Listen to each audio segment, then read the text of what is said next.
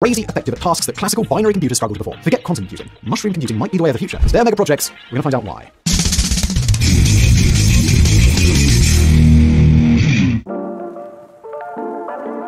If you want to find out what's going on in the world these days, you'll probably log on to the World Wide Web. If you want to find out what's going on in the forest, you're going to need to go to a different source. The so-called Wood Wide Web has been investigated by modern science for the better part of a decade now. While it's the sort of strange natural phenomenon that just begs to be blown out of proportion, the actual realities of the Wood Wide Web are pretty cool in themselves. The concept in question is a so-called common mycorrhizal network, or CMN, natural networks of fungus that spread out in filaments through the soil of a given forest. At times, those filaments will connect the roots of trees to each other, and in some cases, they'll connect quite a few root systems to each other all at once. There is a lot about CMNs that we don't know, although that won't stop a lot of websites from claiming that trees literally talk to each other or something like that. But what does seem to be clear is that these fungi do transfer information to each other, not by any conscious means, of course, but by steering each other toward things like nutrient or chemical deposits in soil. It is a very, very different form of communication than anything we humans do, but it's quite literally living proof that fungi in the natural world are able to transmit information to each other about their underground ecosystems. Now, as cool of a finding as that is, all by itself, it's also become a jumping off point for a handful of global scientists and researchers to ask a bigger question. Is it possible to harness the information processing power of fungi and turn them to the advantage of humans? There are a few ongoing efforts around the world to try and answer that problem, but the best known among them, and the one we're going to be covering today, is known as the Unconventional Computing Laboratory at the University of the West of England in Bristol. Headed by Laboratory Director Andrew Adamatsky, the lab at Bristol plays a leading role in fungal computing research. They've been at it for quite a while now. In the early days, Adamatsky and his team were fascinated by the idea of transforming slime molds into devices to both compute and to explore the world around them in a meaningful way. They were drawn to one slime mold in particular. That mold, Physarum polycephalum, turned out to be a hell of an organism when Adamatsky and his team began studying it. They and other slime mold researchers around the world found it to be incredibly adaptable. As Adamatsky and co-authors wrote, the slime mold can solve tasks of computational geometry, image processing, logic, and arithmetics. By presenting data to Physarum polycephalum in the form of attracting and repelling stimuli, or that is, a profoundly weird version of binary data that forces the organism to process it in order to go through its life, the Bristol team could make their slime mold problem solve, make decisions, and even store memories, all of which are not the sorts of behaviors that you would expect from the gross stuff that you find in an old takeaway box at the back of the fridge. They were even able to explore the ways in which these slime molds could express their own unique form of creativity, generating novel and useful ideas, and even solving maze problems. Again, this is a slime mold we're talking about. They aren't even proper fungi, and they can solve mazes. This is insane. But as the 2010s wore on, the Bristol team began to realize that as awesome as their slime molds were, there was one problem that was going to seriously limit their potential for computing. Because the networks that make up a slime mold are constantly changing, they can't be relied upon to form a stable computing device. Sort of like if neurons forming a network in your brain were always swinging around and changing the structure between them, or constantly dying off and being replaced with new neurons in unexpected places. The team needed a new subject for their paper, a proper fungus that mirrored the positive properties of the slime mold but could create a more stable network. Bonus points if they ended up being, say, easier to find, easier to manipulate, or easier to keep alive in laboratory conditions. Before long, they had a mushroom that checked all the boxes, a humble little phylum of fungus named Basidiomycota. They are primarily filamentous fungi, and if we may go so far as to say it, they are some pretty freaky looking individuals. Among the more recognizable members of the group are the oyster fungus, the ghost fungus, the enoki fungus, the split gill fungus, and the cordyceps fungus. And yes, that's the cordyceps of the Last of Us fame. But they also appeared to be ideal candidates to form part of a computer. They too transmitted information, this time via electrical activity. They run computations across their networks, and their fruiting bodies formed an interface. They respond to stimulation with electrical signals similar to those in plants, and they proved to be programmable, albeit with a very different sort of programming that you learn in an intro to Java class. At least in theory, they could solve all the same geometric problems that the old slime molds could, including, just for the record, the traveling salesman problem, which is the fairly complex task of finding the shortest possible route between a network of points while only visiting each point once. Whether the mycelia, or slime molds for that matter, understood the idea of a traveling salesman, is thankfully not very important.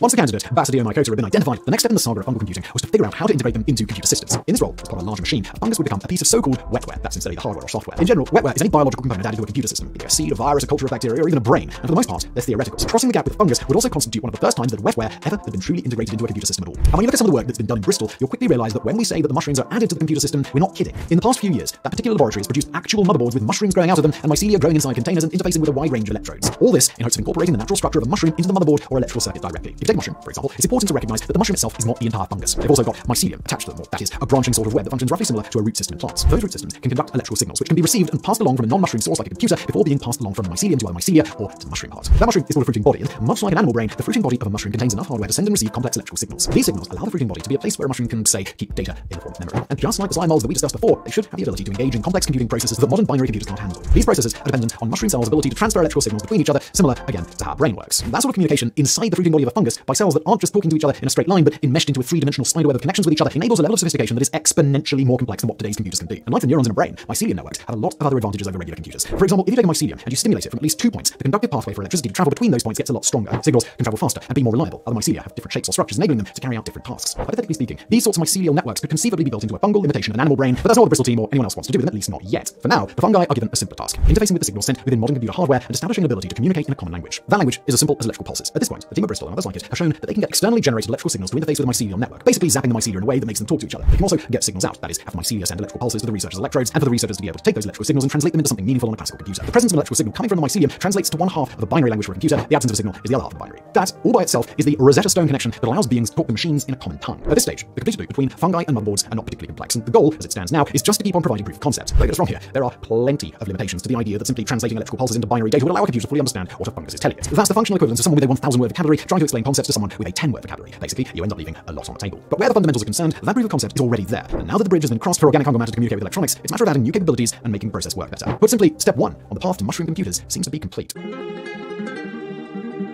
So that's at least a rough idea of how a fungal computer could really work. And we do say a very rough idea because unfortunately many of these processes are just far too complex for my teeny brain to understand. Certainly too complex to sum up in a single episode. But what we want to understand now is what a fungal computer might be hypothetically capable of if the technology can be evolved like researchers currently hope. First, there's the advantages in computing itself. And those advantages, all told, are pretty massive. They're able to conduct calculations in parallel to each other rather than sequentially as in binary computing, meaning that they can not only handle multiple tasks at the same time, but they can do their work significantly faster than current technology is capable of. They could hypothetically be able to handle processes and tasks that current computers can't, everything from image and video processing to simulation or processing of biological systems to potentially even understanding massive ever-shifting phenomena like the earthly environment or the universe in a much more real, grounded way than modern computers can. They can also evolve, meaning that from an engineering perspective, they could be developed into new and ever-improving sorts of computers with a high degree of flexibility in terms of what you can actually do with them. And then there's all the practical advantages of having a computer literally made of living material. They consume far less energy than a traditional computer and can be disposed of without adding to the immense amount of electrical waste humans generate. After all, they are biodegradable. They can self-repair and recover from issues that would cause system failure. A far cry from laptops and tablets today that can't survive a splash of water. They might even be resilient to electromagnetic pulses, although on that issue the jury's still out. More than anything, fungal computers are special because of how complex and adaptable they can prove to be. If there's one thing modern computers are not, it's flexible. They're unable to morph the way that they work to solve new problems, and they're not able to truly learn in the way that a living being can. Mycelia changed all of that, and they've got particular promise when it comes to forming highly evolved neural networks and AI models that could prove exponentially more advanced than anything humans have at their disposal today. And all that isn't to say fungal computers are an improvement across the board. Much like quantum computers, there are things that they hypothetically wouldn't be able to do very well that traditional computers can. They're also going to need some pretty specific environmental conditions in order to function, a certain humidity, a certain temperature rate, all that stuff. But when we start to examine the sorts of places that these fungi might eventually show up, their potential value to humanity becomes very hard to ignore. They could end up being valuable as wearable technology. Imagine them as, say, an ultra-advanced Fitbit that actually understands what's going on inside your body, rather than just taking a few readings and trying to guess the rest. Living fungal apparatuses have been shown to be able to respond to all sorts of physical stimuli coming from a human body, including chemical processes that current wearable technology is incapable of accounting for. That innovation alone would revolutionize the way that humans are able to monitor our own bodies, accommodate and respond to health crises, and much more. Fungal computers can be incorporated into so-called smart building materials and everyday commercial and household technologies at exceptionally low cost and with hardly any environmental impact. Fungi have incredible potential to function as advanced sensors, processing the world around them in a way that no typical electronic sensor could hope to do, and again, surviving all manner of environmental challenges or stimuli that would render a modern sensor inoperable. And of course, there are the other myriad benefits that come from using and mapping a fungal version of a neural network in mycelia, particularly the insight we might gain in being able to communicate directly with brain structures like our own. How far the current work in fungal computing will ultimately lead, it's impossible to know until we get there. Perhaps a future society will become interreliant with fungal symbiotes as people go through their lives. The biotechnological version of the animal sidekick perched on a movie character's shoulder. Perhaps fungal supercomputers will fill entire warehouses with cultivated, interconnected mycelia capable of doing tasks that would require classical supercomputers 100 times that size. Or perhaps it's all a pipe dream, and the hyper-futuristic world we might have a century from now considers mushrooms a quaint little relic for their vegetable gardens. If one thing is for sure, it's that any large-scale adaptation of fungal computers will be a lot more complex than a device-to-device replacement of the technology we use today. Instead, it will be an incredibly sophisticated fusion of technology with biology, creating something fundamentally different, and with any luck, fundamentally better than even the most stunning technologies that we have today.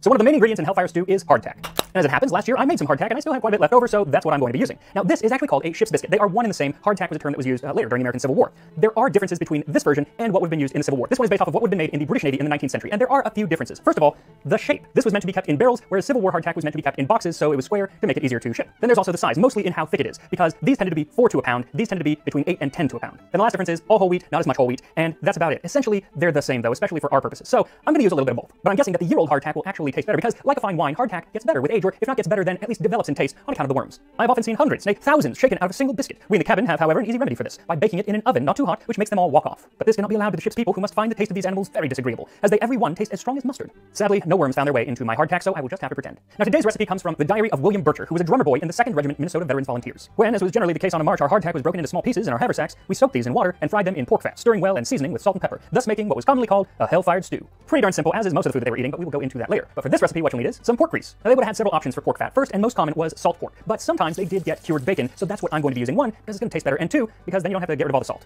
A bit of salt, and a bit of pepper, and of course hardtack, which is just flour, water, sometimes a little bit of salt, that is baked until it's rock hard. And like I said, I did this a year ago, and I made a video on it, so if you want to learn how to make the hardtack, I will put a link to that in the description. And as it happens, last year, that video was sponsored by the Great Courses Plus, and this year's video is sponsored by Wondrium, which used to be the Great Courses Plus. So big surprise here, I love learning. And whether I'm cooking in the kitchen or playing with my Lego, that learning comes in the form of lectures on Wondrium. They have an extensive library of educational videos taught by experts in their field on every topic from science, self-improvement, art, travel, and of course, history. There's this great lecture series called the American Civil War, and in one of the lectures on prisoner of war camps, I learned that Union and Confederate soldiers would sometimes end up in the POW camp of their own side. And I was like, what? Well, it all came down to prisoner exchanges. Basically, if we had 100 prisoners and you had 100, then you'd swap and no harm, no foul. But if one side had more than another, then those extra prisoners would sign a pledge not to return to the battlefield. Sometimes they'd go home, but sometimes they would be held in their own side's prison until they had other prisoners that they could exchange. Ain't that a kick in the pants? And for more kicks in the pants, or at least interesting tidbits like this, you can start your free trial of Wondrium today by clicking the link in the description, or just visit wondrium.com/tastinghistory. Now let's get pounding up this hardtack. So you're not looking to bust this up into flour per se, but you want it fairly fine, maybe a few larger pieces, but you want it pretty fine so it will thicken. Best thing to do is to stick it in a bag and hit it a few times with whatever blunt instrument equipment you have on hand. Okay, so they both took some pounding to bust up, but the year-old ship's biscuit was a heck of a lot harder, and I don't know if it's because of the age or because it is thicker, but that took a lot of work. It's kind of crazy how hard this stuff is, but not for long, because you're going to put it into a bowl and pour some water over it, and in just a couple minutes it'll soak it up and be softer. Now, the soldiers ate this hardtack so much that they quickly got